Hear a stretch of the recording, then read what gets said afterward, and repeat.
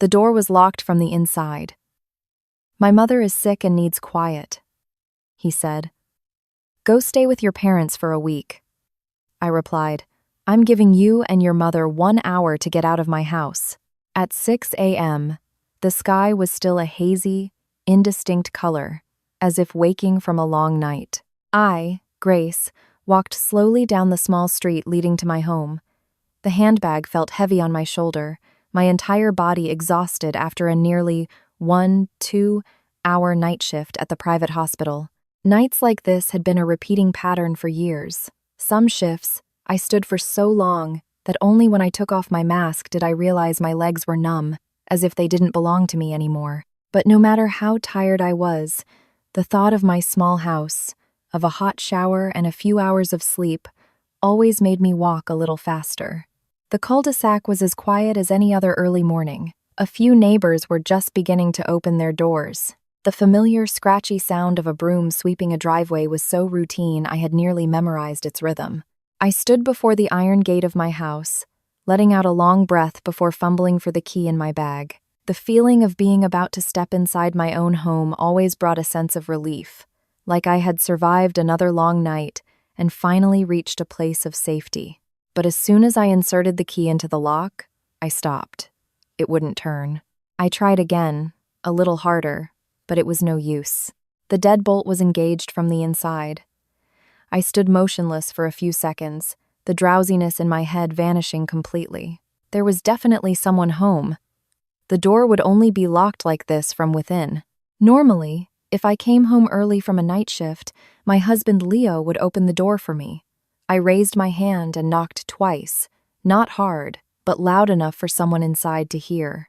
"Leo, I'm home. Can you open the door?" The house was silent for a few seconds. Then the sound of footsteps echoed from inside. I could hear the distinct sound of slippers shuffling across the tile floor, followed by Leo's voice, a little deep but strangely unhurried. "Grace, you should go stay at your parents' place for a few days." I thought I had misheard. I stood frozen at the door, asking almost reflexively, "What did you say?" The door before me opened a crack, not fully, just enough for me to see a sliver of Leo's face. He stood blocking the entrance, his hand still on the latch. His expression was so calm it sent a chill down my spine. Behind him in the living room, my mother-in-law, Sharon, stood with her arms crossed, her eyes glaring at me with undisguised annoyance. Leo spoke, his voice as casual as if he were discussing the weather. "My mom is sick. She needs to rest in a quiet place. Go stay with your parents for a week." I stared at him for a few seconds, trying to determine if I was hearing things, but Leo's eyes remained cold, without a trace of awkwardness or any hint of a joke. I asked him directly, "Are you kicking me out of my own house?" Before Leo could answer, Sharon stepped forward, inserting herself behind her son. She looked me up and down, her gaze dripping with disdain. "What kind of daughter-in-law works night shifts and comes home at this hour? Making a racket, no consideration for an old, sick woman. If you can't be considerate, then go stay somewhere else." Her words left me stunned for a few seconds. I thought I was tired enough after a long night, but apparently, I wasn't tired enough to be immune to being spoken to like that on my own doorstep. I looked at the two of them, one my husband, the other my mother-in-law. Both stood behind the door of the very house I had poured so much of my money and effort into buying. A wave of anger choked my chest, but instead of exploding, I laughed. It was a very quiet laugh, one that sounded cold even to my own ears. I glanced down at the watch on my wrist. It was 6:10 a.m. I looked up, directly at Leo, and said slowly, "Fine." Both of them seemed a little surprised by my reaction. I pulled my small rolling suitcase and set it down on the porch step, then continued, word for word, "I'm giving you and your mother 1 hour." Leo frowned. "What did you say?" I repeated myself, my voice so calm it felt foreign to me. 1 hour. I stared straight into his eyes, unblinking. 1 hour. If the two of you are not out of my house by then, don't blame me for what happens next. The air in front of the door suddenly fell silent. Sharon froze for a moment, then let out a scornful smirk. "You really think this house is yours?" I didn't argue further. I just looked at her for a long time and said a single word. Yes. The deed is in the name of Grace Miller. The moment those words left my mouth, the color drained from Sharon's face, and Leo stood frozen behind the door, as if he was truly realizing for the first time that this morning's events were not as simple as he had imagined. 3 years ago, Leo and I got married after dating for nearly 2 years. Back then, if anyone had asked me why I chose him, I probably would have answered simply that being with him felt peaceful. Leo wasn't the type of man to use flowery language, nor did he know how to create romantic scenes like in the movies. He was an HVAC technician for a private company, working long hours, always smelling faintly of machine oil and metal dust. I was a registered nurse at a private hospital. The work was stable but stressful, with day shifts followed by night shifts, sometimes standing for hours without even a chance to drink a sip of water. We were both ordinary working people, neither of us wealthy, but perhaps it was our shared struggle that made it easier for us to understand and care for each other. When we were dating, Leo was very gentle. He was a man of few words, but he was honest and hardworking. There were nights after my shift, when I was completely drained, that I would walk out of the hospital entrance to see him standing there in his old jacket, a hot cup of coffee ready in his hand. He would smile gently and tell me to drink it before my blood sugar dropped. Just a simple sentence like that was enough to warm my heart. A woman like me, working hard all year round, didn't need sweet nothings. Just having someone who remembered I was tired, who remembered I was hungry, was enough. When we decided to get married, neither of our families made a big fuss. My parents lived in a small town. They were honest, working-class people, not well off but decent. Leo's family was from a rural area. His mother had raised him and his brother on her own. He loved his mother very much. When I first met her, Sharon looked me over from head to toe and offered a slight smile, saying, "This one looks quiet." At the time, I was quietly relieved, thinking my future mother-in-law, though reserved, seemed like a reasonable person. Our wedding was modest and simple. I still remember it was a beautiful, sunny day. Guests from both sides attended, the atmosphere was warm, and everyone wished us a happy future together. After the wedding, what made me feel luckiest was that even though we weren't rich, we were good at managing our finances. My nurse's salary wasn't exceptionally high, but it was steady.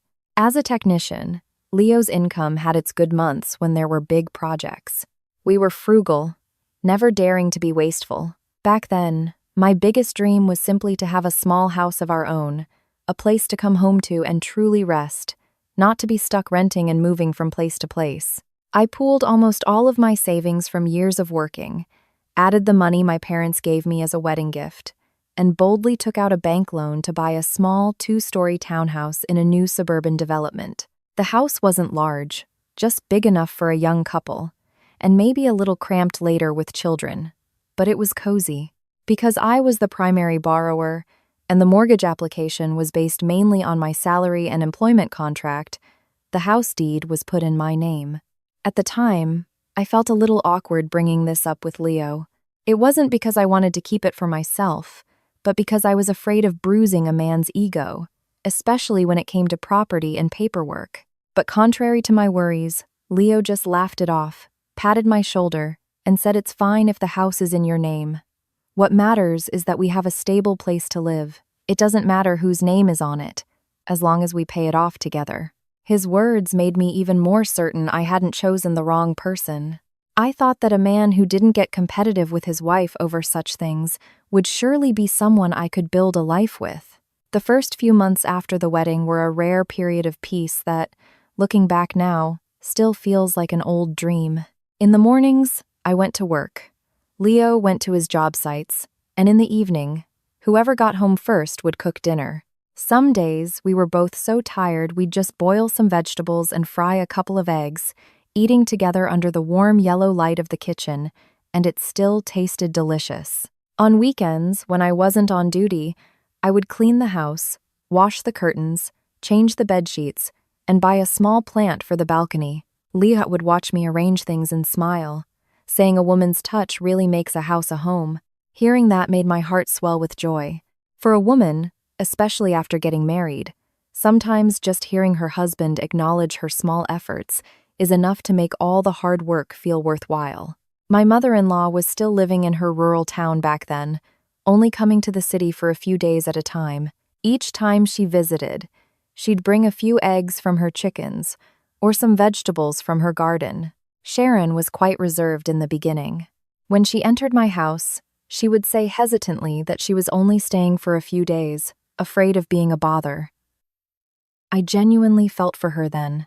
I thought that having lived in the country her whole life, she was probably wary of the typical mother-in-law, daughter-in-law conflicts and was trying to be considerate. Because of this, every time she visited, I tried my best to be a good host. I would wake up early to cook her favorite dishes and took the opportunity to buy her a new set of clothes. Once, I even took a half-day off to take her for a routine checkup because she often complained about joint pain. She would smile at me and sometimes tell the neighbors, "My daughter-in-law works at the hospital, so she knows how to take care of people." Hearing things like that, simple as they were, was enough to make my day. Leo also frequently praised me to his friends. One time, a few of his friends came over. I was in the kitchen making drinks when I heard Leo say from the living room, "My wife is so gentle. My mom loves her. Our home is peaceful because she knows how to handle things." Those words made me blush back then. Not from embarrassment, but from feeling that my efforts were finally being recognized. I truly believed that as long as I lived decently and was considerate, people would eventually treat me with the same decency in return. During that time, anyone looking in would have thought I was a woman with a comfortable life. My husband wasn't wealthy but was hardworking. My mother-in-law wasn't overly difficult, and while we still had a mortgage, we had a proper place to call home. Even I used to think so. Many nights, lying next to my husband after a tiring day of work, I felt grateful for my life. At least after all those years of striving, I had a small home, a person to call my husband, and a family to think about when my shift ended before the sun came up. But life truly is unpredictable. Some things appear gentle and pleasant from a distance, but only when you get closer do you see their true nature. Things began to change, not with a big fight or a dramatic event. It started quietly, so slowly that if you weren't living it, even I might not have noticed. It began when Sharon started visiting the city more often. First for a few days, then a week, then half a month. Each time she went back to her town, she'd say it was lonely there. Living alone was inconvenient, and it was more cheerful to be with her son. Leo, loving his mother, couldn't bear to refuse. And at the time, I simply thought she was getting older, and wanting to be near her family was natural. I never suspected that from those just a few more days for fun visits, my peaceful life would begin to crack. The cracks were small, but deep enough that one day, looking back, I realized I had unknowingly stepped into a different phase of my marriage. From the day my mother-in-law moved in permanently, the rhythm of our household began to change in a very strange way. If before I had thought having an older person in the house just meant an extra plate at the table and another voice to liven things up, after a few weeks, I realized Sharon's presence wasn't just about eating and living together. She began to insert herself into nearly every little aspect of my and Leo's life, and the first thing she meddled with was our finances. At first, it was just gentle suggestions. She saw me keeping a spending ledger and smirked. So young and already counting pennies like an old woman. I just laughed it off. But somehow, those comments gradually turned into open interference. When I came back from the grocery store, she would often take the bags, inspect the contents, and ask how much things cost, why I bought this brand, why not that one. One time, I had just put a few cartons of milk in the fridge when she was right there beside me, dropping a comment, "What kind of lifestyle is this? Buying all these fancy, imported things. Where will the money come from?" In reality, it was just a normal brand of milk I had bought on sale at the supermarket. I tried to explain patiently, thinking that older people were used to a different way of spending and that she was just being frugal. But as time went on, I felt she wasn't just curious. She wanted to control the household finances. Then she started shopping more frequently. At first, it was a new outfit or two, with the excuse that an older woman needed to dress decently. Then it was dietary supplements, from bone and joint formulas to skin-enhancing pills, then expensive creams, shampoos, and perfumes. She even brought home a new tea set once, just because, she said. Serving guests with our old set looked cheap. I looked at the bags piled on the table, a knot of anxiety tightening in my stomach. At that time, we were still carrying a significant mortgage payment each month. My and Leo's salaries combined were just enough to cover our living expenses, the mortgage, and a little left over for savings or emergencies. We were not a family with money to burn, yet Sharon lived as if we had a great surplus. One day, she went out in the morning and didn't return until noon, her arms laden with shopping bags of all sizes. I had just gotten home from my shift, not even having had a chance to change, when I heard her cheerfully announce, "I got these outfits on sale. It would have been a waste not to buy them." I glanced at the price tag still attached to a collar and saw a number that made my heart pound. One blouse cost nearly half of our weekly grocery budget. Before I could say anything, she continued, "A woman of a certain age has to take care of herself. Otherwise, people will say our family is stingy." Her words sounded light, but for some reason, they got stuck in my throat. Because I knew the person breaking her back to earn every dollar and pay off the mortgage in this house was not her. One evening, after Sharon had gone to bed, I checked our joint bank account on my phone, as I did every month. I had a habit of reconciling our expenses at the end of the month to see how we needed to budget for the next. But the moment I saw the numbers on the screen, I was startled. Our spending that month was nearly 3 times higher than usual. I sat frozen in my chair, scrolling up and down through the transactions. Multiple charges from cosmetics stores, supplement shops, clothing boutiques, and a series of cash withdrawals. My face flushed with heat. It wasn't because I was stingy, but because it was the first time I felt things were beginning to veer off a safe financial track. Leo came out of the shower and saw me sitting silently at the dining table. "You're not asleep yet?" he asked. I showed him my phone, trying to keep my voice as calm as possible. "Look at this. How can we manage if we keep spending like this? We still have the mortgage, not to mention utilities, food, and all the other unexpected costs. We need to be more careful." I wasn't blaming his mother or saying anything harsh. I just thought we, as a couple, should sit down and figure things out before the situation got more complicated. But Leo only glanced at the screen and shrugged nonchalantly. "Mom's old. Let her buy what she wants. She's had a hard life.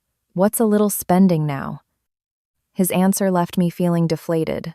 I looked up at my husband, unable to believe he could be so dismissive. "It's not that I mind Mom buying things, but this is what we can afford. If this continues, where will the money for the mortgage come from?" Leo started to look annoyed. He pulled out a chair and sat down, his voice heavier. "Don't always be about money and debt. Mom's not spending all your money, so why are you so tense?" Hearing that, I fell silent. I knew that saying anything more at that moment would turn the conversation from a discussion into an argument. But from that night on, a small seed of unease was planted in my heart, enough to make me lose the sense of security I once had. Then something else happened that made it impossible for me to reassure myself any longer. One day, I had the morning off from my shift and was at home folding laundry when I heard voices in the living room. I stepped out to see Sharon sitting with a relative from my husband's side, a cousin of hers whom I had only met a few times at family gatherings. The two of them were talking in low voices for a while, and then I saw Sharon open a drawer, take out a stack of cash, count it quickly, and press it into the other person's hand. I stood frozen in the doorway of the room. The amount of money was not small. I could tell by the thickness of the stack that it was several $1,000s. After the relative left, I came out and asked, trying to keep my voice respectful, "Mom, who did you just give money to?" Sharon turned to look at me, her expression clearly displeased at being questioned. "A relative needed to borrow some money, that's all." A chill ran down my spine. But Mom, we still have to pay the mortgage. Before I could finish, her face darkened, and her tone became sharp. The money in this house is my son's money. I can lend it to whoever I want. Her words left me speechless for a few seconds. It wasn't because I was scared, but because I couldn't believe she would say something so blunt. I swallowed the lump in my throat and spoke slowly. I don't mean to stop you from helping family, but we're still in debt. We need to be careful with our finances. Besides, this money is for our shared living expenses. Before I could finish, she turned away, her lips pressed into a tight line, refusing to say another word. But from that moment, I knew things were no longer the same. From that day on, the way she looked at me changed. It was no longer the half-hidden, scrutinizing gaze from before, but open, unconcealed hostility. It was as if I wasn't her daughter-in-law, but an outsider hoarding money and preventing her from touching it. I still tried to act normally. I went to work, cooked meals, and made small talk as if nothing had happened. But the woman living under the same roof with me was no longer the mother-in-law who had smiled and said, "This one looks quiet," during our first meeting. The conflict hadn't erupted into a full-blown argument, nor had it torn everything apart yet, but it was smoldering beneath a thin layer of ash, and I understood that, starting with money, a real fracture had formed between me and Sharon. I just couldn't have imagined then that this small crack would spread so quickly, pulling my entire marriage down with it. After I raised concerns about our finances, the atmosphere in the house changed completely. If Sharon had been somewhat reserved before, showing her displeasure only through facial expressions or sarcastic, veiled remarks, from that point on, she hardly bothered to hide her animosity towards me. I felt it keenly in the way she spoke, the way she looked, and even in the way she would deliberately fall silent whenever I entered a room. An outsider might have seen it as minor friction between a mother-in-law and daughter-in-law, but only someone living in that house could understand that some things don't need to be shouted to become oppressive. Just being watched with scrutinizing eyes every day, being spoken to with half-truths and innuendos, being turned into a thorn in someone's side, was enough to suffocate you over time. After a few months, Sharon began to make more frequent veiled comments in front of Leo. One day at dinner, she would sigh dramatically and say, "It's strange. I don't know where all the money in this house goes." Another day, she would mutter while standing in front of the refrigerator, "There are only 3 of us, but we spend like we're feeding a whole clan." Those remarks seemed random, but I knew exactly who they were aimed at, because every time she said something, she would glance in my direction, waiting for a reaction, and that style of speaking was particularly toxic. It wasn't a direct accusation, but it dripped, day after day, like water on a stone. It reached a point where Leo, who was initially silent, began to look at me with questioning eyes, as if a seed of doubt his mother had planted was beginning to sprout. I continued to hold my tongue. I didn't want our home to turn into a battlefield over money. Many times, after hearing her comments, I would just quietly get up to clear the table or pretend I hadn't heard. I told myself that older people worry, and it was natural for her to be concerned about expenses. But then, one day, I truly couldn't take it anymore. That afternoon, I got off my shift early. I stopped by the market to buy some fish and vegetables for dinner. As I reached the end of our street, I heard Sharon's voice. She was sitting on the front porch, talking to a neighbor.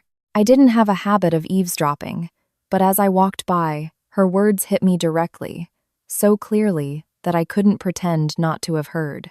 Sharon was laughing, her voice drawn out as if she were telling a completely normal story. "Oh, daughters-in-law these days are so clever. They hold on to the money and send it back to their own families. How else could the money in the house just evaporate every month?" The neighbor listened and chimed in, her voice full of curiosity. "Is that right? I always thought she seemed so sweet." Sharon replied immediately, without a hint of hesitation, sweet on the outside. But a married woman whose heart is still with her birth family will always shortchange her husband's family in the end. I stopped dead in the middle of the street. The grocery bags in my hand suddenly felt incredibly heavy, so heavy that my fingers went numb. I never thought the day would come when I would hear my mother-in-law slander me to a neighbor in such a blatant way. What hurt the most wasn't that she was bad-mouthing me, but that she had completely fabricated a story and was presenting it as an undeniable fact. My parents back in our hometown were frugal and had never once asked me for a single dollar since I got married. In fact, many times when I brought them gifts, my mother would push them away, telling me to save the money for the mortgage. Yet, in Sharon's telling, I had become a deceitful daughter-in-law, secretly siphoning money from my husband's home to support my own family. I walked straight into the yard. When Sharon saw me, she flinched for a moment but quickly regained her composure, acting as if nothing had happened. I put the groceries on the table and looked directly at her, my voice not loud but cold. "What did you just say?" The neighbor, sensing the tension, quickly made an excuse and left. Sharon slowly smoothed her shirt, a faint smirk on her face. "What did I say that has you so worked up?" I repeated her words, enunciating each one. "You just said I was sending money to my family. What did you mean by that?" At that moment, if she had just said she misspoke or that I had misunderstood, perhaps I could have forced myself to let it go. But she didn't. She looked at me for a moment and then spoke in a tone that was half patronizing, half mocking. "It's normal for a married daughter to still care for her own family. Why are you so defensive?" Her words sent a chill down my spine. I looked at the woman in front of me, unable to understand how she could be so calm while baselessly accusing me. I spoke very slowly, trying to keep my voice from trembling. "I have never taken money from this house to send to my parents. If you have suspicions, you can talk to me directly. Don't say such things to the neighbors." Sharon let out a scornful laugh, a laugh I remember to this day. "Oh, please. If you didn't do it, what are you afraid of? Or did I hit a nerve, and that's why you're getting so defensive?" I stood there, stunned. There are some people who, once they've decided you're guilty of something, will see any attempt to explain as proof of your guilt. From that day on, things in the house deteriorated faster than I had imagined. Leo was clearly being influenced by his mother.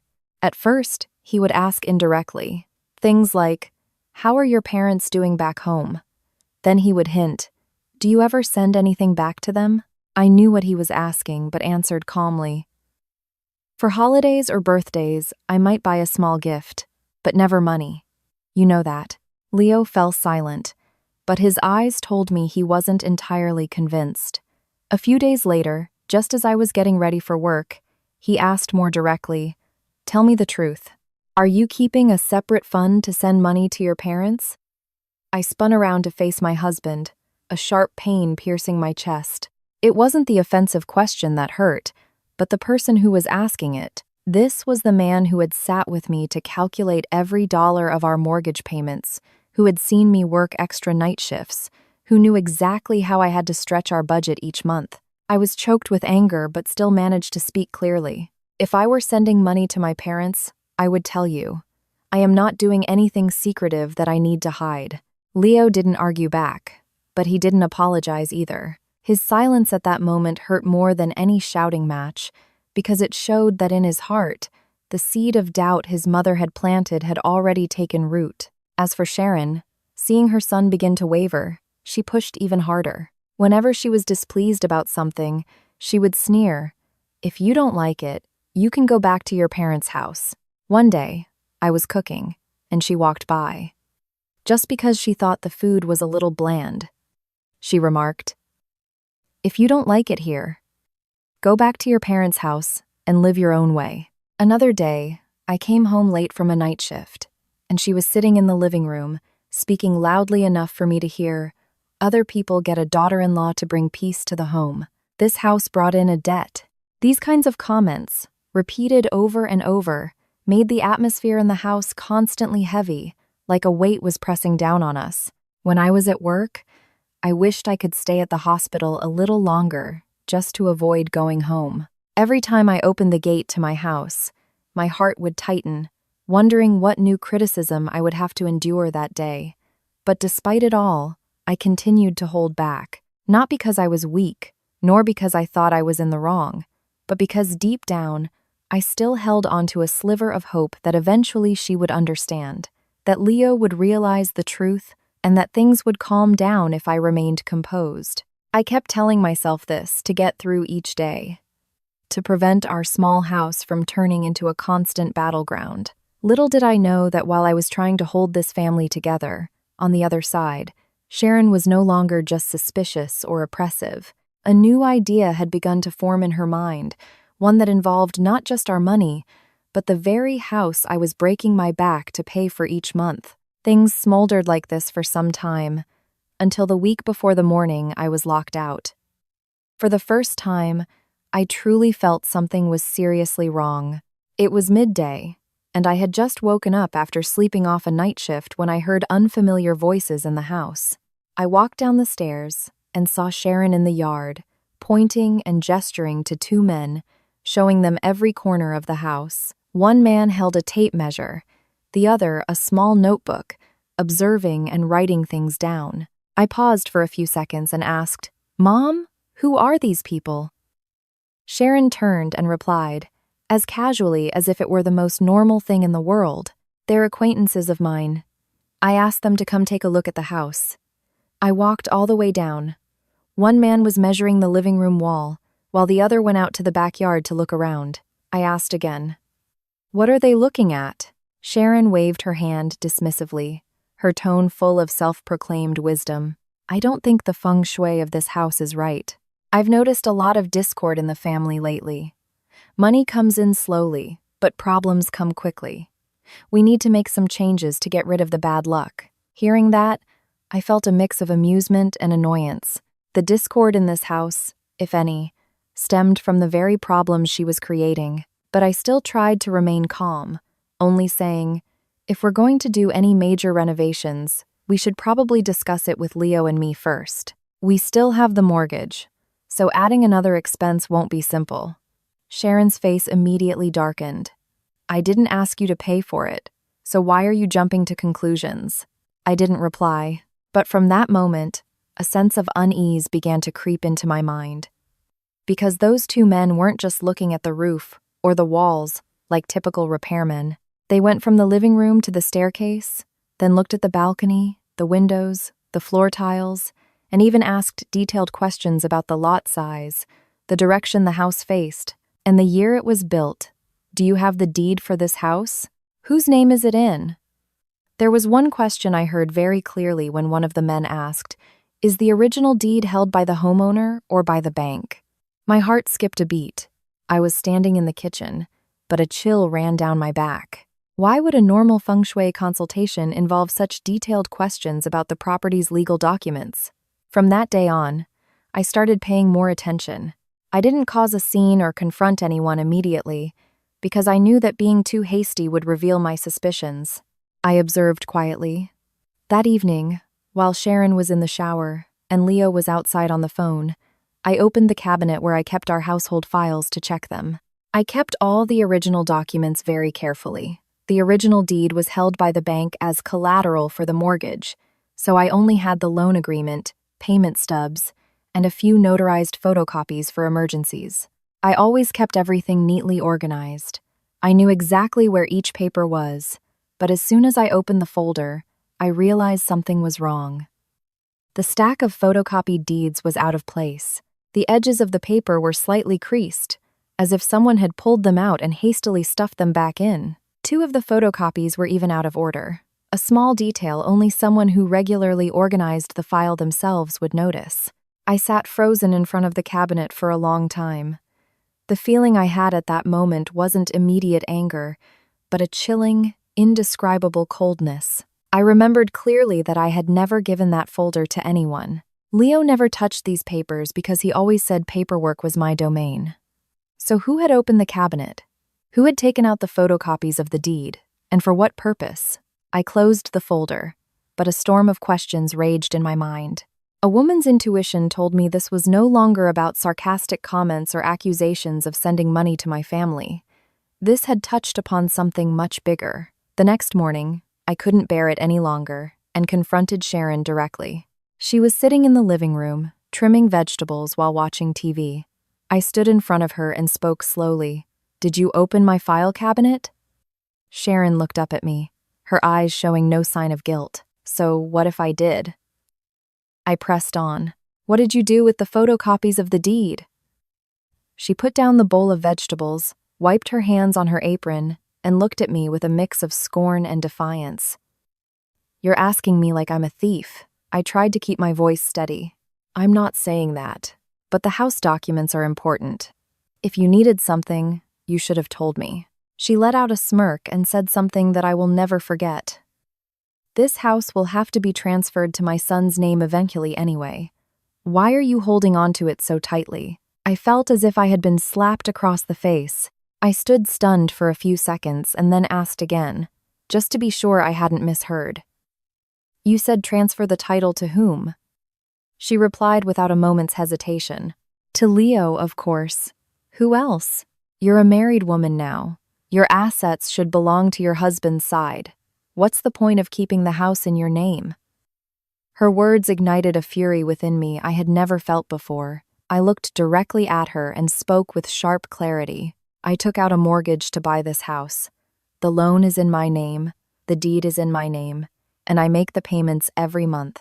There is no reason to just transfer the title to someone else." Hearing this, Sharon sneered, her expression one of someone looking at a fool who didn't understand how the world worked. "A married woman's money belongs to her husband's family. The house is no different. If you keep being so calculating, you'll only suffer in the end." I didn't say anything more to her, because I knew that with people who considered taking what belongs to others as their natural right, reasoning was futile. But in my heart, I was now certain of one thing. Sharon didn't just dislike me. She wasn't just trying to wear me down with words anymore. She was now truly targeting my house. That evening, when Leo came home from work, I stopped him in our bedroom. I asked him directly, "Did you know your mother took the photocopies of the deed?" Leo, who was changing his shirt, froze and turned to look at me. That small hesitation was enough to make my heart sink. I continued, "Did you know she wants to transfer the house title to you?" Leo was silent for a few seconds before he finally spoke, his voice slightly annoyed. "What's wrong with what she said? This house belongs to both of us sooner or later anyway." For the first time since we were married, Leo and I had a real, major argument. I couldn't maintain my composure any longer. I let out everything I had been holding back for so long. The issues with money, his mother's spending, the accusations of me sending money to my family, and now, the meddling with our house documents. I asked him, "Are you my husband, or are you just a bystander letting your mother do whatever she wants?" At first, Leo tried to argue back, but when cornered, he started raising his voice. He said I was always overthinking things, always assuming the worst of his mother. I laughed bitterly and shot back. "So your mother talking about transferring the house to you was something I just made up?" Cornered with no way out, Leo shouted something that sent a chill through my entire body. "If you don't trust my mom, then go back to your parents' house." The room fell silent. I looked at the man in front of me, and he seemed like a complete stranger. This was the man who had once said it didn't matter whose name the house was in. This was the man who used to greet me with a hot cup of coffee after my night shifts. And now, just because his mother wanted this house, he could say that to me. I didn't cry, nor did I say anything more. I quietly turned away and got ready for my night shift as scheduled. Before I left, Sharon was sitting in the living room. She saw me leave with my bag and just glanced at me, a slight smirk on her lips. As I walked out the gate, I had a very bad feeling.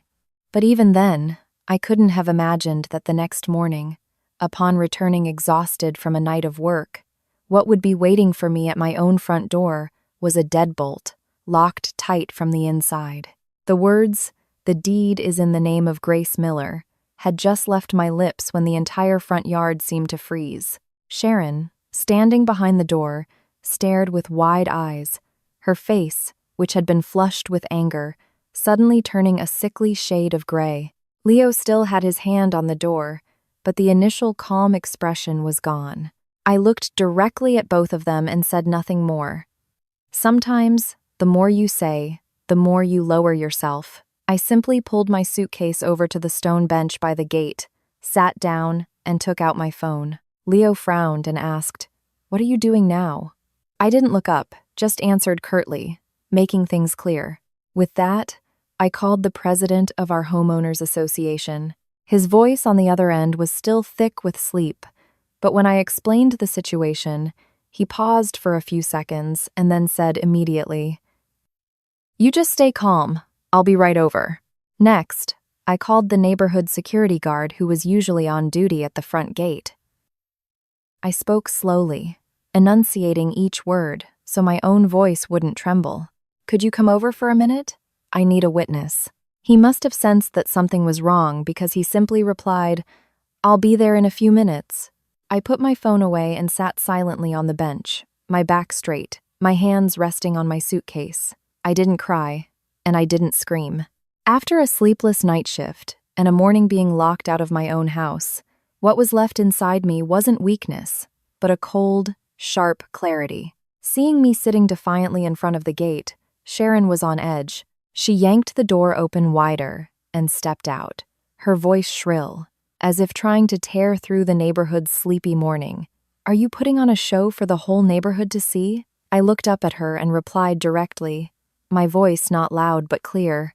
"I'm not putting on a show.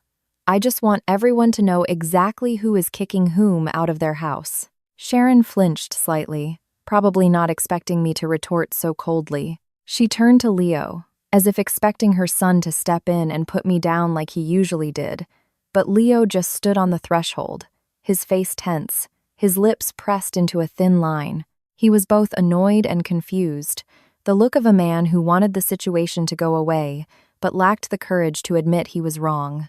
Just a few minutes later, several doors around us began to creak open. The neighbors, accustomed to a quiet routine, were drawn by the unusual commotion. Some pretended to sweep their porches, others carried trash bags toward the curb, but everyone's eyes were darting toward my house. I knew that everyone in this neighborhood had always thought of my family as a peaceful one.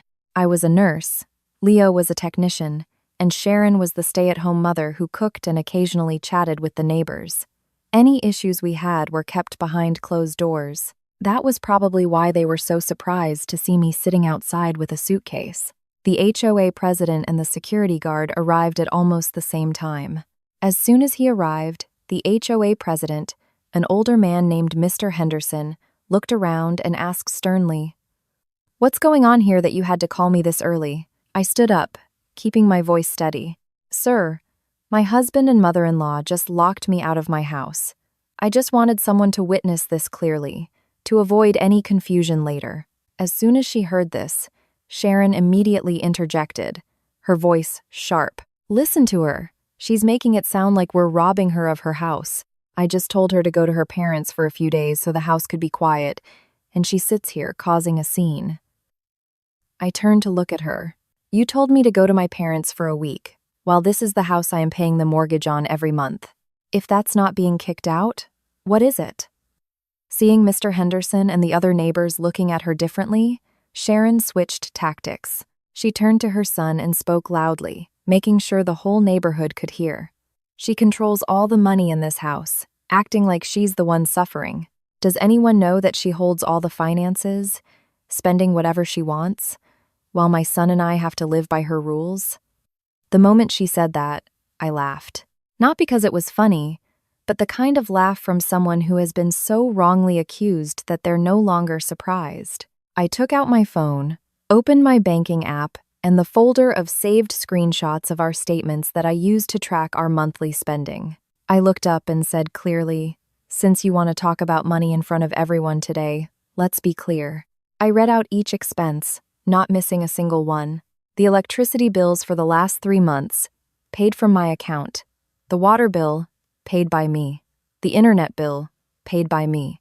The mortgage payment for this house, automatically debited from my account on the 5th of every month. Here's the HOA fee, and even the medical bill from when you went to the doctor for your arthritis 2 months ago. I paid for that too. As I read, I showed the screen to Mr. Henderson and the security guard. The neighbors standing nearby craned their necks to see. The atmosphere in front of the gate began to shift. the initial curiosity turned into genuine shock. An elderly neighbor from across the street shook her head and said just loud enough for everyone to hear, "I remember when they bought the house. I think the deed is in Grace's name." That comment was like a needle pricking Sharon's most sensitive spot. Her face flushed, and she raised her voice. "So what if it's in her name? She's my son's wife. In a marriage, what belongs to one belongs to both." I looked at her and said slowly, each word like a nail being hammered in, "True, I am Leo's wife, but the person whose name is on the mortgage is me. The person who pays for this house every month is also me." Leo, who had been standing behind the door, finally stepped out completely. He didn't dare to look at me for long, just glanced at Mr. Henderson and the neighbors, his expression a mixture of annoyance and agitation.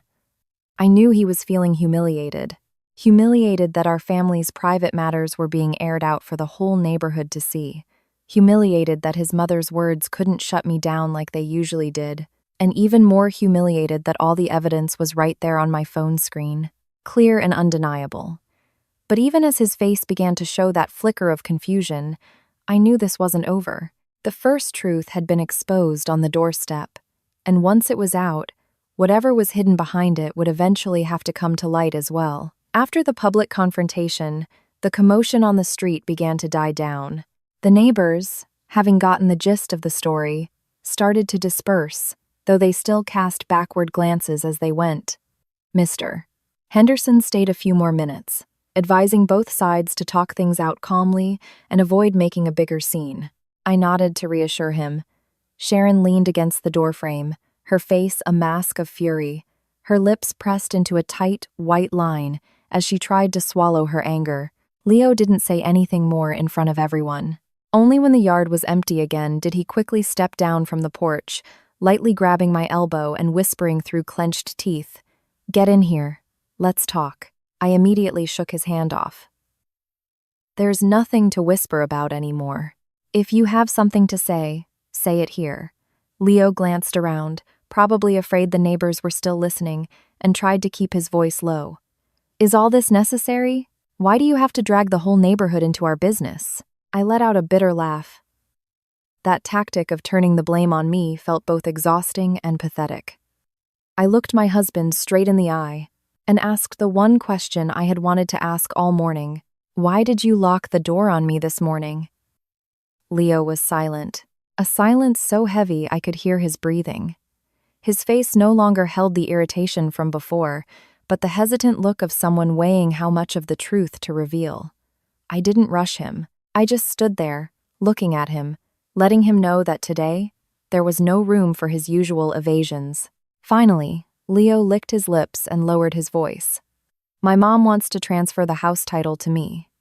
I heard every word clearly, but my head still spun. Even though I had vaguely suspected it, hearing my own husband say it out loud felt like a physical blow to the chest. I stared at him for a long time, then laughed. It wasn't a happy laugh, or even an angry one, but the laugh of someone who had been pushed so far they could only feel bitterness. I paid for this house with a loan in my name. Why does it need to be transferred? Hearing that, Leo's expression changed instantly. He snapped, his voice rising. "Because you are my wife." I looked up at him. That phrase, if spoken years ago when things were peaceful, might have sounded like a declaration of unity. But in this context, it just sent a chill through me. I asked again slowly, "Because I'm your wife, I have to hand over the house I'm paying for so you can put your name on it? Or is it because your mother has already planned everything out?" Leo turned his face away, refusing to meet my eyes. That very gesture made my heart sink. I was no longer asking questions to probe. I looked at him for a long time and then said directly, "Or is it because your mother already promised this house to someone else?" This time, Leo was genuinely startled. I saw his gaze freeze for just a fraction of a second, but it was enough for me to know I had hit the mark. The man in front of me was never a good liar. Whenever he was guilty, he had a habit of avoiding eye contact. I was about to press further when the sound of Sharon's slippers clopped on the floor as she came back outside. She stood right on the threshold, her chin jutted out in my direction, her voice brazenly cold. "Just say it. Why be so secretive? Your sister is getting married. She needs a house." I spun around to face her. For a few seconds, I couldn't believe my own ears. "You mean you want to use my house as a wedding gift for my sister-in-law?" I emphasized each word, trying to make her hear the absurdity of what she had just said. But Sharon saw no absurdity. "On the contrary," she shrugged, her voice casual as if discussing something perfectly normal. "Family should help each other. You're the sister-in-law. What's the big deal about helping your husband's sister?" I looked at the woman in front of me and felt like I was trapped in a bizarre nightmare. For months, I had known she was unreasonable. I had known she was oppressive, but only at this moment did I truly grasp the depth of her shamelessness. It turned out that all the arguments about money, the hints about me hoarding cash, the sarcastic remarks about going back to my parents' house, and even the act of rummaging through my documents, none of it was random. She had been targeting this house for a long time. I took a deep breath, trying to keep my voice from shaking. "By what right do you get to promise my house to someone else?" Sharon answered immediately. So quickly it was as if she had rehearsed it. "The right of a mother-in-law. The right of a family member. You married Leo, so your property should be considered part of this family. Are we supposed to let his sister get married and still live in a rented apartment?" I looked over at Leo. I needed to hear him say something. Just one sentence to show that he found this unreasonable, that he didn't agree, that he at least knew the difference between right and wrong. But Leo just stood there, his lips pressed into a tight line, his eyes filled with turmoil. His silence was more painful than his mother's words. It showed me one clear, cruel truth. He knew about this, and he had let it get this far. I asked him, my voice not loud but each word as heavy as a stone. "Do you also think I should transfer the title of my house so your sister can get married?" Leo lowered his head slightly and replied, his voice low but full of frustration. "I just thought, if you could sacrifice a little for this family, what's the harm?" I stood there, completely stunned. It was only then that I understood that what they wanted wasn't just to push me out of the house for a few days as a pretext. What they wanted was to push me out of my position as the homeowner, to force me into a corner where I had no choice but to give up the very house I was breaking my back to pay for. And all of it was wrapped up in two beautiful-sounding words: family. I stood motionless for a few seconds after Leo's words, but in my mind, a series of old details suddenly connected with chilling speed. The expensive items Sharon had been bringing home for months.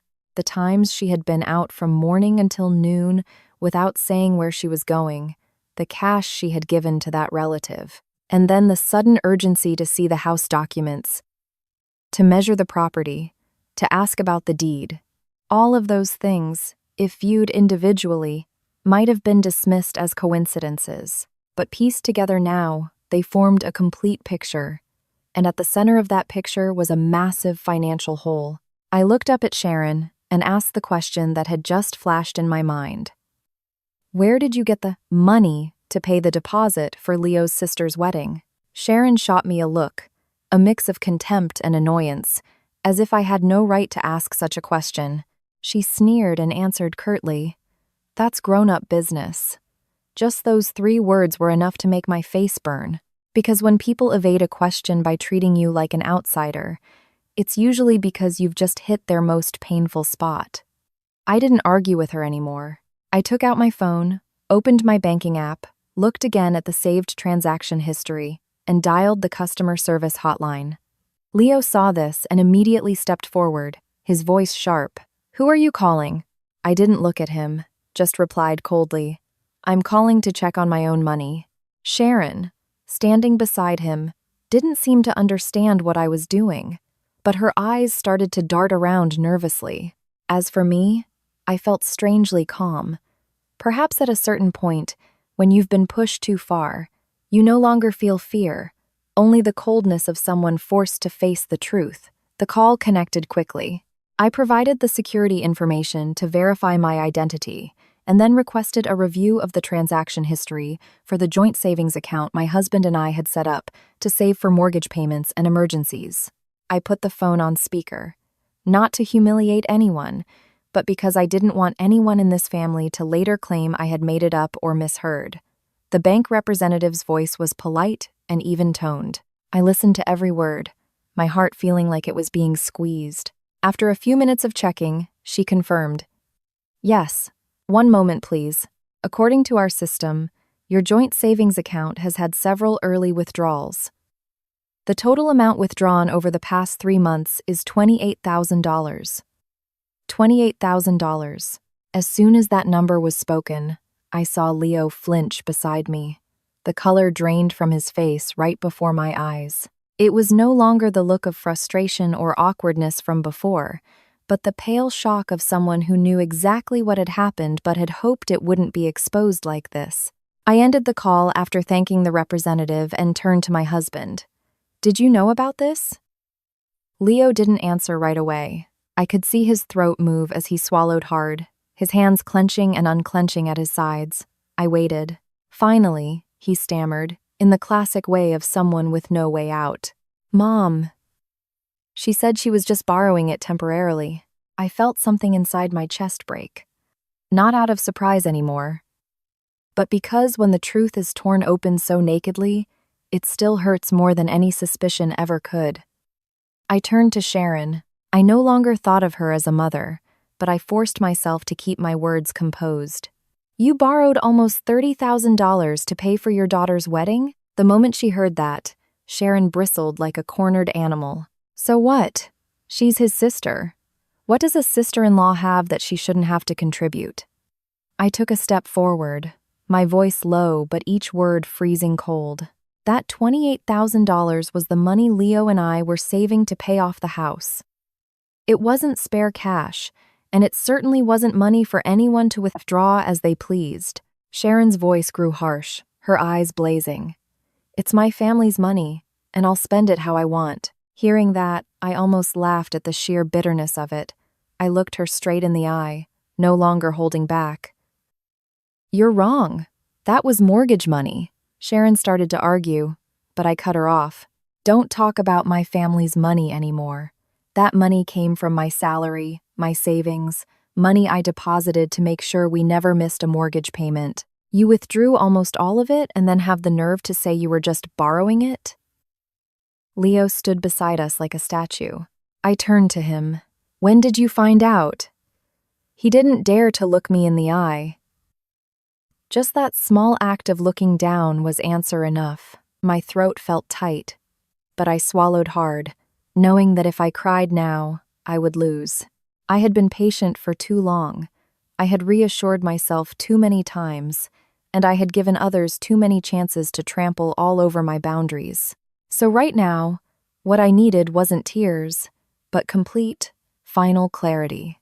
I looked at Sharon one last time during that confrontation and said slowly, "All this time, you've been spending our money, lending our joint savings to others, and now you've taken almost $30,000 for your daughter's wedding deposit.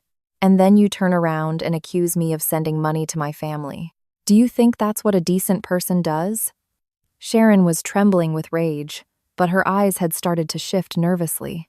I knew that the financial secret she had tried so hard to hide for months had finally been blown wide open in her own front yard. And from that moment on, no one could ever play the victim again. The moment I finished speaking, the front yard fell into a heavy silence. An early morning breeze rustled the hem of my shirt, but inside, I felt a burning heat. Sharon still stood there, her chest heaving, her eyes red with fury. Leo, on the other hand, was now showing clear signs of panic. It wasn't the annoyance of a husband being contradicted by his wife anymore, but the genuine alarm of a man whose family secret had just been exposed. He glanced nervously toward the street, and then at the neighbors' doors, which were still slightly ajar. Even though they weren't standing as close as before, he knew they were still listening. Leo stepped closer to me, his voice low and urgent. "Get inside. We'll talk privately." I looked at him without moving. There's nothing to talk about in private anymore. He gritted his teeth, trying to maintain his composure. "Grace, I'm serious. Don't blow this out of proportion." I let out a bitter laugh. Those words "don't blow this out of proportion" coming from his mouth at this moment sounded both cowardly and ridiculous. This morning, he was the one who locked the door, who told me to go to my parents' house, who stood by and watched his mother block me from entering my own home. And now that everything was out in the open, he was telling me not to overreact. I lifted my head and said, enunciating each word so no one could pretend not to hear, "If you want to talk, we'll talk right here." Leo froze. He stared at me, probably trying to gauge if I had any sense of saving face left for him, but I was past the point of worrying about hurting other people's feelings. My dignity had been trampled on by him and his mother all morning, and for months before that. So now, there was no reason for me to be quietly pulled inside to have another hushed, manipulative conversation. I continued, my voice cold. "If you have an explanation, you can give it right here on this porch. I am not going inside just so you and your mother can later claim I made things up." Hearing this, Sharon immediately jumped in, snapping, "You're deliberately trying to humiliate your husband in front of everyone, aren't you?" I turned to her and replied instantly, "The person humiliating him isn't me. It's you, for forcing your own son to plot against his wife." That last sentence made Leo's face change color. He let out a sharp breath and then, like someone pushed to their breaking point, he confessed. "Yes. My mom told me to take the deed to get a private loan." I heard every word, but it still felt like a hammer blow to my gut. Even though I had suspected it, hearing Leo admit it himself was a chilling confirmation. The neighbors' doors creaked open a little wider. I heard someone let out a soft gasp. Leo, with his head bowed, continued, like someone who, once they start talking, has to finish. 3 months ago, Mom said we had to prepare for Chloe's wedding because her fiancé's family was pushing for a date and they needed a place to live. She told me to take the house papers and get a temporary loan, promising we'd pay it back later. I looked at my husband, my lips tight. "And then what?" Leo swallowed, his voice getting smaller. "But the deed is in your name, and the original is with the bank for the mortgage, so we couldn't get a loan." I stood there, stunned, for a few seconds. So it was all true. The rummaging through my files, Sharon's consultants coming to inspect the house and ask about the deed, the veiled comments about transferring the title, it all led to one single goal: to use my house as capital for his sister's wedding. I looked at him and saw not the husband who once greeted me with a hot coffee after my night shifts, but a man who had sat silently while his mother plotted to take the very house his wife was paying off to provide for his own family. Leo's voice was now a confused mumble. "So Mom suggested we find a way to get you to go to your parents for a few days, and then we could talk about transferring the title. She said if it was in my name, it would still belong to both of us in the long run." Hearing that, I burst out laughing. This time, it wasn't a bitter laugh, but one of pure, painful irony. "It will still belong to both of us in the long run." I looked him straight in the eye. "Or is it that in the long run, I would become an outsider, and the house would belong to you and your mother?" Leo couldn't answer. He stood there, his face pale, like a man who knew he had no excuses left. The neighbors were now murmuring more openly. An older man from across the street shook his head, his voice heavy with disapproval. "That's just wrong. A husband and wife shouldn't scheme against each other like that," someone else whispered. But I still heard it, so that's why they locked her out this morning. This was like pouring gasoline on a fire for Sharon. Her face flushed, and she spun around, shouting at the onlookers, "This is my family's business. It's none of your concern." But her voice lacked the confident boom it had this morning. It was tinged with desperation and the fear of being exposed. I stopped looking at the neighbors and focused on the two of them. There was no longer any doubt in my mind. Everything was clear. From the withdrawn money, to the ransacked files, to this morning's lockout, it was all part of a premeditated plan. I took a step forward, my voice very soft, but it made both of them freeze. "Did you two really think I didn't know anything?" Leo's head snapped up. Sharon's lips twitched, her eyes darting nervously. I looked slowly from one to the other and continued, I knew you were targeting this house for a long time. I knew you were not innocent in this. I just wanted to see how far you were willing to take this charade." The moment those words were spoken, the yard fell silent. I could see on Leo's face not just confusion, but genuine terror, because, for the first time, he understood that the woman he and his mother thought they could quietly push out of her own home had seen everything all along. My last sentence landed like a heavy stone, causing both Leo's and Sharon's faces to stiffen simultaneously. I saw the look in their eyes change. A moment ago, it was anger and resentment at being exposed in their own front yard. But now, there was something else. Fear. Not fear of my tears or my shouting, but fear that I had already prepared a move they never saw coming. I bent down and pulled my suitcase closer. Leo watched me, his voice raspy. "What else are you planning to do?" I didn't answer right away. I unzipped the suitcase, pushed aside a thin layer of clothes, and pulled out a brown file folder that I had prepared in advance. For the past few months, ever since I noticed the irregularities with our finances, I had made it a habit to photograph, print, and separately store all documents related to the mortgage, payment records, bank transaction histories, and even account information changes. At the time, I did it purely on instinct, never thinking I would one day have to present it in my own yard like this. I pulled out the papers one by one, without rushing, without a tremor in my hands. It's a strange thing, being pushed to your absolute limit. When the pain passes a certain threshold, you become coldly, unnervingly calm. I looked up at Leo and said very evenly, 3 months ago, when I saw the unusual withdrawals from our savings account, I knew someone in this house was touching something that didn't belong to them. Leo pressed his lips together, while Sharon just tilted her chin defiantly, but I could see her back had gone rigid. I continued. I didn't make a scene then. I said nothing because I wanted to see how far you would go. I held up a document so they could see the bank's official letterhead. This is a confirmation of a change in the mortgage payment method. Leo stared at the paper, his eyes widening. I went on, my voice steady and clear. 3 months ago, I transferred the authorization for all mortgage payments from our joint account to my personal account. Leo looked as if he couldn't believe his ears.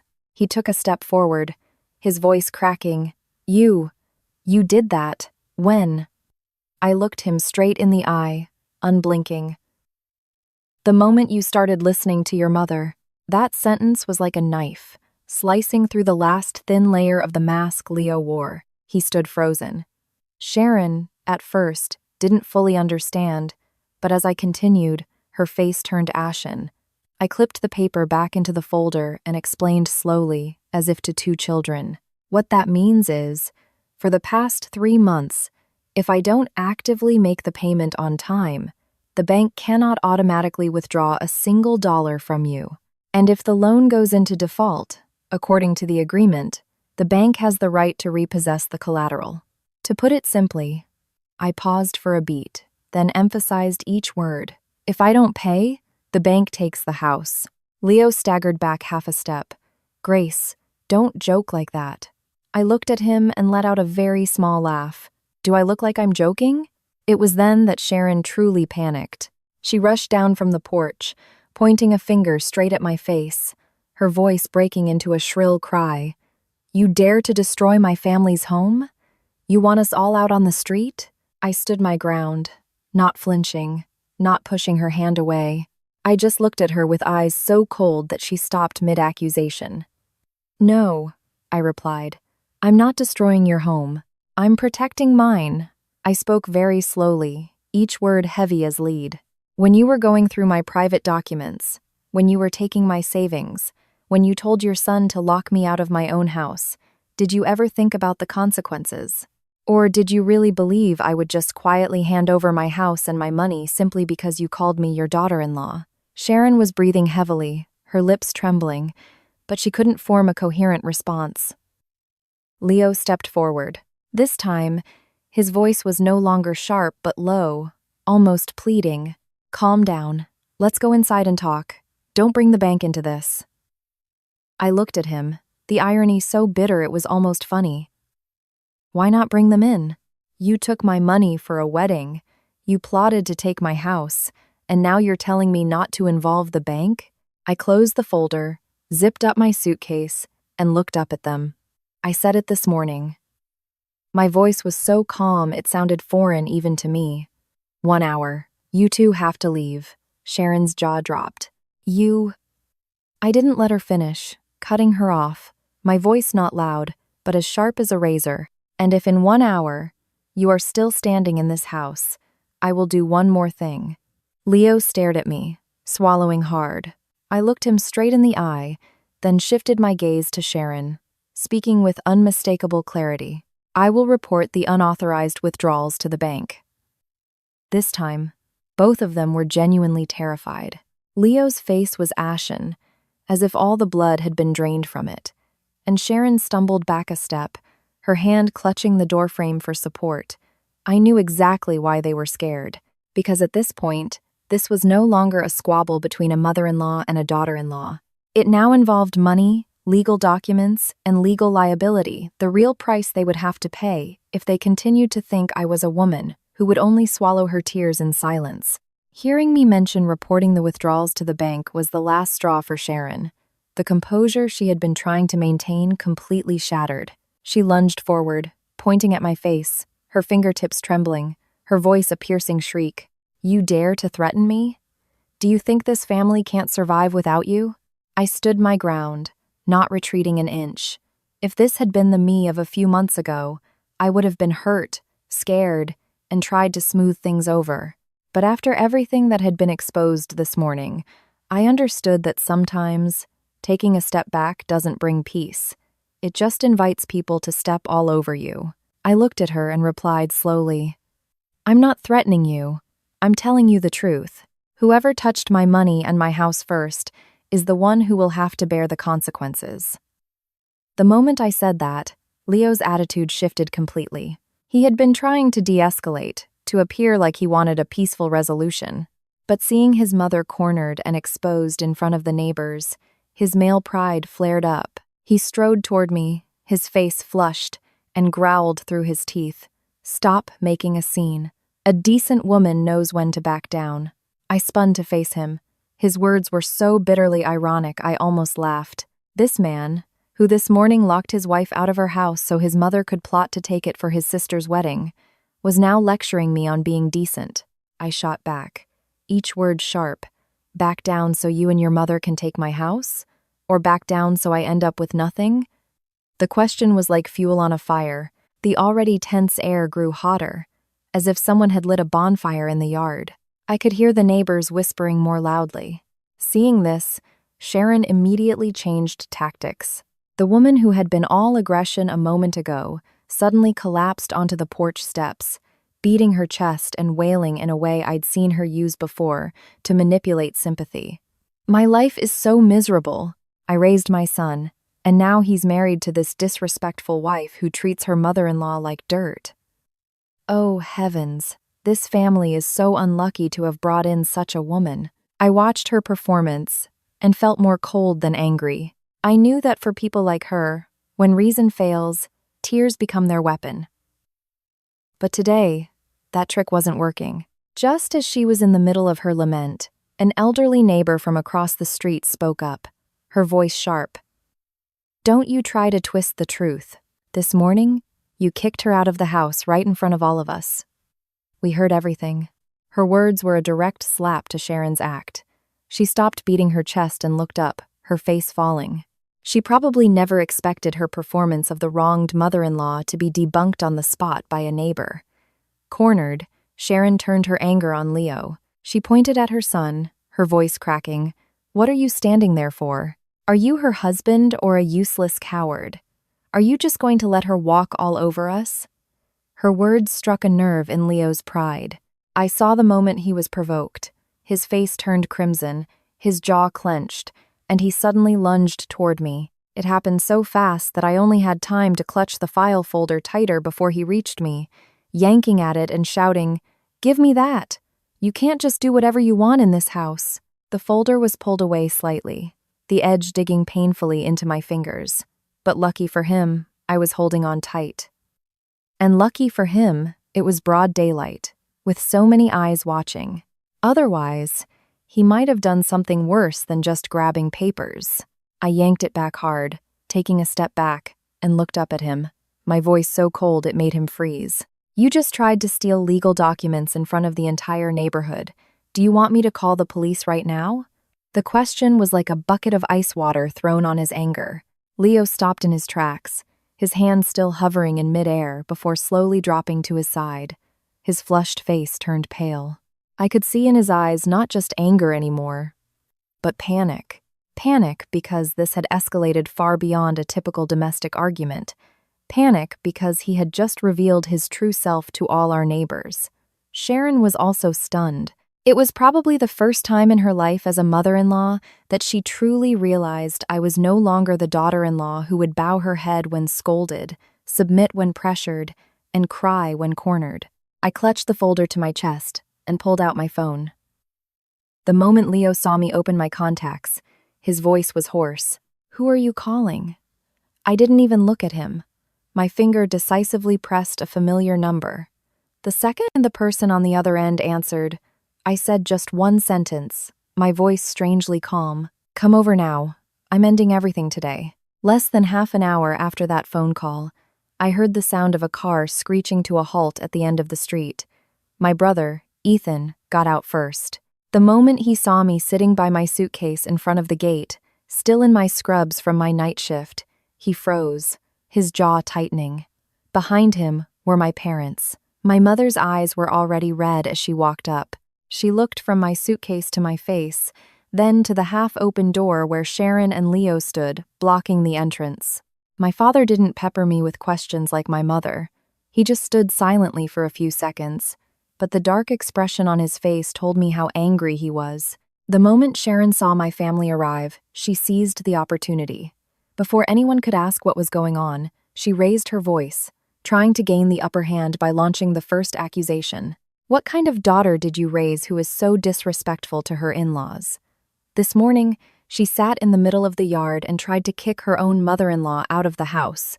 "I've lived a long life, and I've never seen such a shameless daughter-in-law." Her voice was shrill, emphasizing every word, as if trying to stab at my parents' pride. I was about to speak when my father stepped forward. He didn't shout or use harsh language, but his deep, firm voice made the commotion in the yard suddenly stop. "Before we talk about how we raised our daughter," he said slowly, "perhaps you should explain why you locked my daughter out of the very house that is in her name this morning." His words hit the exact point Sharon was trying to avoid. She faltered but still tried to argue. "When did I kick her out? I just told her to go to her parents for a few days to keep the peace." My father looked directly at her, his expression unchanged. "A woman comes home from working a night shift, isn't allowed into her own home, and has to sit outside with her suitcase. And you call that keeping the peace?" Leo, seeing his mother losing ground, stepped forward as if to explain. But as soon as he opened his mouth, my brother Ethan took a step forward, cutting him off with a sharp glare. His voice wasn't loud, but each word was clear and firm. "You watch your mouth. My sister is not someone you get to bully." Leo was silenced immediately. I knew my brother was a man of few words, but when he spoke, he was never one to back down. And today, seeing his sister pushed to the point of sitting outside her own home with a suitcase, he had no reason to be polite to my in-laws. Cornered by both my father and my brother, Sharon resorted to her old trick. She pointed a finger at me, her voice sharp with resentment. "She takes money from her husband's family to give to her own. And now she's sitting here playing the victim. Why don't you ask her where all the money in this house went?" My mother was stunned. I saw her eyes widen, not because she believed it, but out of pain at hearing her daughter be slandered like that. I didn't bother with a lengthy argument. With some accusations, the more you argue, the more they have an excuse to call you defensive. I just opened my phone, pulled up all the bank statements, and showed them directly to my parents and brother. The transactions were all there in black and white. My salary being transferred to pay the mortgage each month, the money for household expenses, the utility bills, the internet, even the medical bills from when Sharon had her joint pain treated. I had paid for all of it. Even for the family anniversary party on my husband's side last year, I was the one who paid for the catering and decorations. I didn't need to explain much. I just said one sentence. I didn't send money home. I poured everything into this house, into this family. My mother's hands were trembling as she held the phone. She scrolled through the transactions, her lips pressed into a thin line. Then, unable to hold it in any longer, her voice choked. My daughter has been working herself to the bone to support this entire household? Her words weren't loud, but they struck a painful chord in my heart. It wasn't just sympathy. It was the indignation of a mother seeing her daughter be drained dry and still be slandered. Leo, standing nearby, was visibly uneasy. He no longer dared to look my parents in the eye. But Sharon wasn't done. She waved her hand dismissively, her tone sour. So what if you have statements? You're his wife. It's your duty to provide for your husband's family. I felt a cold, bitter amusement. I looked up at her and smirked. It might be my duty to provide for my husband's family, but it's not my duty to let my husband's family try to steal my house. The moment I said that, the atmosphere tensed again. My parents both turned to look at me. Leo flinched, and a guilty look flashed in Sharon's eyes. I didn't give her a chance to change the subject. I opened another folder on my phone. It contained an audio recording I had saved. It was from a conversation that had seemed casual at the time, but had turned out to be the most damning piece of evidence. I pressed play. In the dead, silent yard, Sharon's voice rang out, clear as day. Just send her back to her parents for a few days, then tell her to sign the papers to transfer the title to Leo. If she doesn't sign, we'll kick her out for good. Just that one sentence. No further explanation was needed. It was enough to rip away the entire mask she had been trying to wear all morning. The air froze. Leo was stunned, his face white, his eyes wide with disbelief, unable to speak. Sharon's face was drained of all color. She opened her mouth as if to deny it, but only a few choked sounds came out. My father clenched the arm of the stone bench so tightly that the veins on his hand stood out. He looked directly at the two of them, his voice slow and heavy, like hammer blows. So, all along, you never considered my daughter family. You just saw her as a wallet and a property deed. Just as my father finished speaking, the yard plunged into a heavy, suffocating silence. I could see Sharon's face frozen, her lips moving as if to argue, but no words could erase the recording that had just played. Leo stood with his head bowed, his hands clenched so tightly they were white. He no longer dared to look up at my parents, or at me. I thought this would be enough to leave them with no way out. But at that moment of peak tension, the sound of a car braking sharply echoed from the end of the street. Everyone turned to look. A 7-seater SUV pulled up to the gate. The door opened, and my sister-in-law, Chloe, stepped out first. She wore a cream-colored dress, her hair styled in soft curls, her makeup perfectly done, the very picture of a busy bride-to-be. Behind her were her fiancé, Mark, and an older couple I assumed were his relatives. As soon as Chloe got out of the car, she rushed into the yard, her words spilling out faster than her steps. "Mom, what's the update on the wedding house?" Mark said his family needs to confirm a move-in date. Her casual words fell like a lit match into a puddle of gasoline. The neighbors' doors, which had been only slightly ajar, now swung wide open. I heard one of them whisper, "Oh my God." For some reason, I felt a deep chill settle over me, so cold it numbed the pain. I looked at Chloe and gave a thin, wry smile. Perfect timing. Now we don't have to pretend anymore. It was only then that Chloe noticed my parents, my brother, and the pale, shocked faces of her own brother and mother. She stopped in the middle of the yard, her eyes darting around, clearly confused. I took a step forward and looked directly at her, my voice so calm it startled her. "Which house are you planning on moving into?" Chloe blinked a few times and then answered instinctively, her tone tinged with annoyance at being questioned in front of everyone. "This house, of course. Which other house would it be? Mom said you were moving back to your parents soon." The moment she said it, I heard murmurs erupt from the onlookers. Someone gasped. Leo bowed his head even lower, and Sharon spun on her daughter, shouting in panic, "Shut your mouth!" But it was too late. Some words, once spoken, can't be taken back, especially when they come out as the truth is being peeled away, layer by layer. I stopped looking at Sharon and turned to Mark. He had been standing silently by the car, his expression shifting from confusion to tension. I looked straight at my sister-in-law's fiancé, my voice low but as sharp as a razor. "Did you know that the house your future mother-in-law promised you is legally in my name?" Mark was genuinely stunned. He looked at Chloe, then at Leo, his eyes now filled with suspicion. "You told me this was your brother's property." His voice was low, but every word was clear. Chloe's face turned pale with embarrassment, her hands twisting together. She looked to her mother for help, but Sharon was still trying to lie her way out of it. "Oh, it's all in the family. It will be transferred soon enough. What's the big deal?" But Mark wasn't a fool. I saw the change in his expression. It went from awkwardness to cold fury. "So, the house isn't even yours yet, and you promised it to me?" he asked, his voice low and seething. "Are you trying to scam my family?" The older couple with him also looked grim.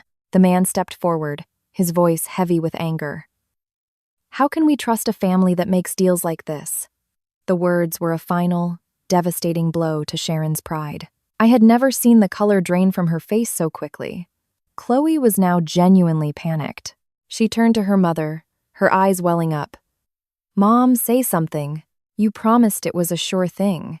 You said this house would belong to Leo eventually." I looked at my young sister-in-law and no longer felt the same animosity, only a sense of pity that she was just another pawn in her mother's greedy game.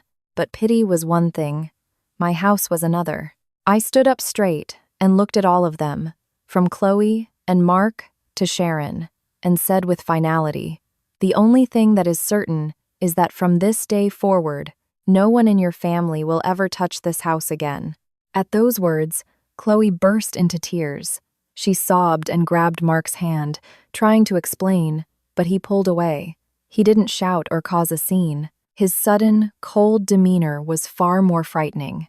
He pulled Chloe toward the car, and before getting in, he threw one last, sharp sentence over his shoulder. "Let's talk about a wedding when you actually have your affairs in order." Chloe was crying as she was pulled away, her high heels stumbling on the pavement. The car started and reversed out of the street, leaving behind a cloud of dust and a sense of humiliation so profound it was written all over Sharon's face. The moment the car was gone, she seemed to snap. She lunged at Leo, her hands clawing at his shirt, screaming, her voice breaking. "It's your fault. You're useless. That's why she can walk all over us." Leo didn't fight back or defend himself. He just stood there like a ghost, letting his mother hit him, scream at him, all while the neighbors watched. And I stood there, listening to her shrieks echo across the yard that I once thought would be my sanctuary. It was only then that I saw with perfect clarity that what was collapsing before my eyes today wasn't just a wedding or an exposed scheme to steal a house. It was the entire facade of a decent family that they had spent so long building. As Mark's car disappeared around the corner and Chloe's sobs faded, a strange emptiness fell over the yard.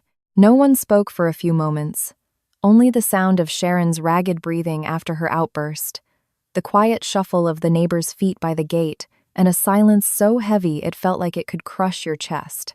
I stood and watched it all, my mind no longer in the turmoil it had been in all morning. With each layer of noise and deceit stripped away, a cold calm settled over me. It was the coldness of someone who has seen the absolute truth and has nothing left to regret. Pushed into a corner with nowhere left to run, Leo finally dropped the pretense of the gentle, good-natured man he had portrayed for years. He looked up at me, his eyes no longer filled with confusion or a desire to placate. Now they held resentment, anger, and the bitterness of a man who had just lost all face in front of his wife's family, the neighbors, and his future in-laws. He gritted his teeth and uttered a sentence that made even my mother pause. "If you had everything planned out like this from the beginning, you probably never considered me your husband anyway." I looked at the man before me and felt a strange, sad amusement. Even now, He was trying to shift the blame back to me, as if I were the one who had destroyed our marriage, not him and his mother. I didn't need to think for long. Some answers, after you've endured enough pain, come out effortlessly. I replied immediately, my voice not loud, nor trembling. The moment you stood behind that door and told me to go stay with my parents, I stopped considering you my husband. My words were spoken softly, but I saw Leo's shoulders flinch. Because it was the truth. Our marriage didn't die slowly from Sharon's sarcastic remarks or from his suspicions about me. It didn't die when I discovered they were tampering with our finances and documents. It died this morning, at the precise moment I came home from a night shift, still smelling of antiseptic and exhaustion, and my husband stood behind the door of our home and coldly told me to leave. That single sentence killed everything I had tried to endure, to believe in, and to fix. I bent down, opened my handbag, and took out another file folder I had prepared. For the past few months, as I realized things in our home were getting serious, I hadn't just prepared bank documents. I had prepared my own final escape route. I placed the folder on the stone tabletop in the yard. The sound of paper hitting stone was dry and final. Leo looked down, and the moment he saw the words printed on the cover, his face went pale. "You prepared this too?" His voice cracked. I opened the folder in front of everyone. Inside were divorce papers, already printed. Along with them were copies of all the financial documents, the audio recording, the withdrawal statements, and everything else I had collected. I looked directly at Leo and spoke with clear, deliberate precision. You and your mother had a plan. I was just saving myself before I got thrown out onto the street. I wasn't exaggerating. I was simply laying out what they had done, for what it was. If I hadn't been prepared today, the person crying on the curb wouldn't have been Sharon over her lost pride, but me, over losing my home and my husband. My father, who had been standing silently, finally stepped forward. He didn't need to look at the papers again. He just looked at Leo, his voice as heavy as a hammer. A man who lets his mother convince him to steal his wife's house, who locks his wife out before the sun is even up, is not worthy of being a husband.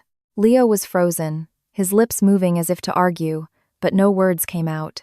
Even he must have known that any excuse now would just sound pathetic. My mother, however, was different. She didn't speak harshly, but her red-rimmed eyes were what hurt me the most. She came to me, took my hand tightly, and said, her voice choked with emotion, "Let's go, honey. If you keep this house, keep it for your own dignity, not for people like this." A lump formed in my throat, but I didn't cry. I just nodded, because I knew my mother was right. From this point on, that house was no longer the dream home of a young couple.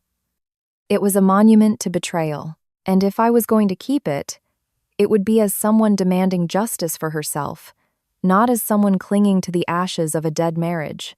Just then, Mr. Henderson, the HOA president, returned, having been called again by a neighbor. I turned to him, stood up straight, and said slowly but firmly, in front of everyone, "As of today, I am terminating permission for Leo and his mother to reside in my home. I will be taking all necessary legal steps." The entire yard seemed to hold its breath after I said the word reside. I knew it was a painful word, not just because it was blunt, but because it stripped away the pretense and laid bare the true nature of our relationship. For so long, I had treated them as family, without keeping score. But once they started treating me as a walking ATM and a living property deed, there was no reason to use polite fictions any longer. As I expected, Sharon reacted as if she'd been slapped. She lunged forward, her voice cracking with humiliation and rage. "You dare say your mother-in-law was just residing here?" I looked at her calmly. Strangely, at this point, I had no desire to shout. For some people, your calmness is more painful than any insult, I replied, my voice chillingly quiet.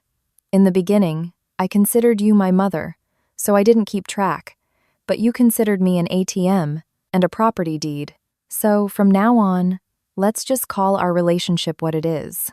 The neighbors at the gate were silent. No one was looking at me like a disrespectful daughter-in-law anymore. I could see in their eyes a shift from shock to understanding and sympathy. Everyone now saw clearly who had been pushed to the brink. It wasn't Sharon with her belated, theatrical tears, or Leo with his shattered pride. It was me, the woman who had worked tirelessly, paid the mortgage every month, and cared for her husband's family, only to be locked out of her own home by them at dawn. It was as if Leo finally woke up from a long daze. He rushed forward, his hand outstretched as if to hold me back one last time. But I stepped back instantly, so quickly and decisively that his hand froze in midair. I looked at that hand, then up at his eyes, and said the final words he would hear from me as his wife. "Don't touch me. You'll make me dirty." I didn't stay to argue any longer. After all that had been said and done, I knew that trying to hold on to a broken relationship would only cause more pain. I bent down, took out the spare key I always kept in a hidden pocket of my handbag, and quietly unlocked the door, walking into my house under the stunned gazes of Leo and Sharon. No one stopped me.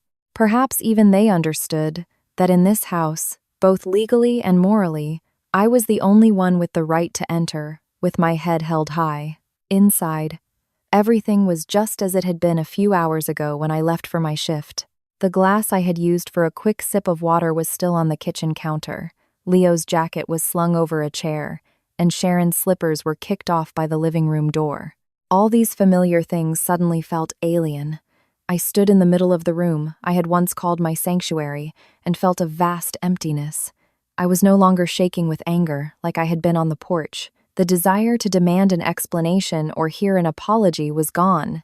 All that remained was a deep, profound exhaustion, as if I had just climbed an impossibly long hill and had no energy left for resentment. I opened the closet, took out my most important documents, and arranged them neatly in my briefcase. Then I packed a few sets of clothes, some essential toiletries, my medical records, and a few other personal items. I didn't touch anything I didn't need to take. It wasn't out of generosity. I just didn't want to spend my final moments here tearing things apart to prove a point. Some things you can take with you, and some things you have to leave behind. And the most valuable thing I was taking with me today wasn't in that suitcase. Outside, Sharon's voice was as bitter as ever. She stood there cursing, one moment calling me evil, the next disrespectful, then wailing about her misfortune. But her words no longer cut like knives. Perhaps I had heard them too many times.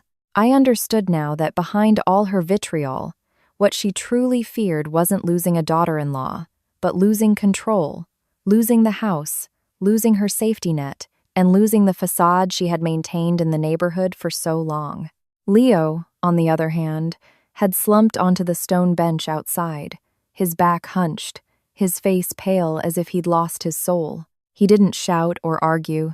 He just sat there like a shadow.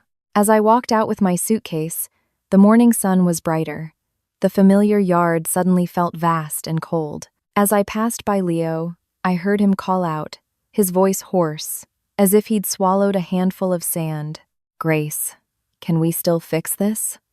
I stopped, but didn't turn around right away. It was a question he should have asked a long, long time ago, when his mother started making her remarks, when he began to doubt me, when he found out the money was gone, when he listened to his mother's scheme to take my house, and most importantly, this morning, when I stood outside that locked door, and he chose to side with his mother. I stood there for a few seconds before I spoke. My voice was very soft, lacking the sharp edge it had held earlier. But because it was soft, every word was clearer. A marriage doesn't die when the love runs out. It dies when one person lets his mother lock the door on his wife. After saying that, I finally turned to look at him. Leo's head was bowed, his hands on his knees, clenched so tight his knuckles were white. He couldn't say a word. Perhaps at that moment, he finally understood that what he had lost wasn't just a house, or his sister's wedding, or his pride.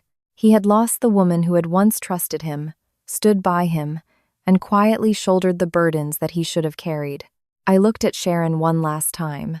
She was still trembling with anger, but now there was fear in her eyes. Fear of losing her home, fear of Chloe's broken engagement, fear that the entire neighborhood now knew her true nature, fear that her schemes had backfired on her. I didn't scold her or shout back. At this point, all words felt superfluous. I just looked at her and said one thing. You may have outdone me in shamelessness, but you lost to me because I still have my self-respect. My mother came and took my hand. It was warm but trembling slightly. My brother carried my suitcase, and my father walked slowly behind us. I followed them out the gate. Before getting into the car, I handed my set of keys to a lawyer, a friend of my brother's who had just arrived. He took them, nodding, and said he would begin the legal proceedings today. I didn't say much, just nodded back. When things reach this point, you can't rely on promises or pity. Everything has to be settled with paperwork, with the law, with absolute clarity. The car pulled away from the familiar street. I sat by the window, watching the house recede. That place had once been my greatest ambition. Every brick, every piece of furniture, every corner of the kitchen, the curtains, the small chair on the balcony, my hands had touched them all. To say it didn't hurt would be a lie. Of course it hurt. It hurt because the years I believed were real had been used as a stepping stone for others. But strangely, I had no regrets. I knew that what I was leaving behind was no longer a home. It was a trap, disguised with the word family. A few days later, I filed for divorce. At the same time, I initiated legal action to demand the return of the funds that had been illegally withdrawn and to formally terminate Leo and Sharon's residency in my house. It wasn't easy, but this time I wasn't alone. My parents and my brother were by my side. And most importantly, I was finally on my own side, instead of telling myself to endure for the sake of a false peace. Chloe's wedding was postponed indefinitely. Mark never came back. And Sharon, the woman who once held her head high in the neighborhood, who spoke as if the world owed her respect, now kept her head down whenever she went outside. Not because anyone was shaming her, but because everyone knew what she had done to her own daughter-in-law. Some stains, you don't need anyone to point out. They are enough to make you unable to look people in the eye. And as for me, after a morning that felt like I had been thrown out of my own life, I finally walked away on my own 2 feet. I don't think I'm stronger than anyone else. I don't consider myself morally superior to them. I am just a woman who reached the absolute end of her endurance, and one day realized that the most important thing to save isn't a rotten marriage, or the title of a good daughter-in-law, or a fragile, artificial peace. The most important thing to save is your own self-respect. And perhaps only upon leaving did I understand a very simple truth. Sometimes, victory isn't about making others bow their heads.